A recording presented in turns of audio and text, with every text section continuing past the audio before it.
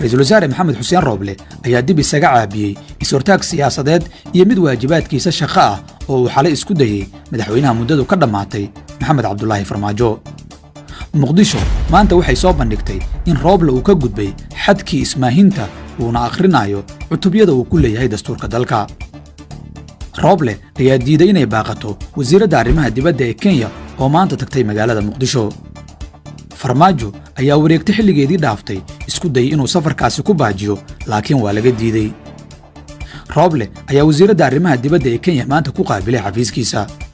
waxay ka wada hadleen hagaajinta cilaaqaadka labada dal iyo geedi socodka lagu dhammaynayo xiisadihii jiray oo lagu eedeeyo inuu si shakhsiya u abuuray farmaajo kaas oo wixii bishii Abriil ka dambeeyay la dhimay awooddiisii dowladda.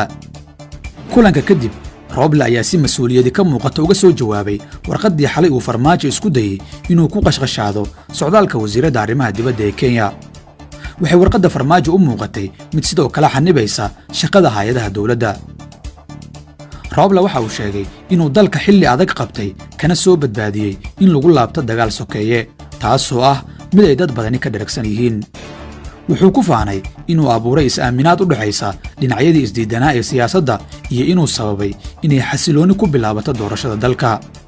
waa laba kiis oo ay adkeed inuu hirgeliyo farmaajo kaas oo ay ciidanku ka fujiyeen 2 sano oo muddo kororsi ah.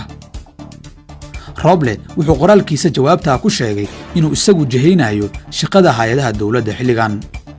wuxuu daliilsaday qodobka 97 firqadiisa koowaad ee dastuurka dalka oo sheegaya in awoodda ugu sarraysa ee xagga fulinta ee dalka inay leeyihiin golaha wasiirada oo ay yihiin hay'adda ugu sarraysa fulinta maamulka dalka ayna qasab tahay inay shaqada u maareeyaan sida uu dastuurku qabo.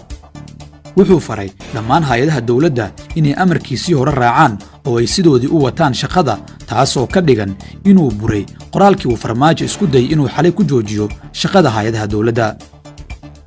rooble wuxuu qoraalkiisa ku xasuusiyey farmaajo in dastuurka dalku uu xil saarayo xukuumadda wadaxaajoodyada la xidhiidha kaalmada dibadda ganacsiga cahdiyada ama arrimaha muhiimka ah ee la xidhiidha heshiisyada caalamiga ah taasoo ka dhigan inuusan rooble ka hakan doonin hagaajinta cilaaqaadka Soomaaliya iyo Kenya.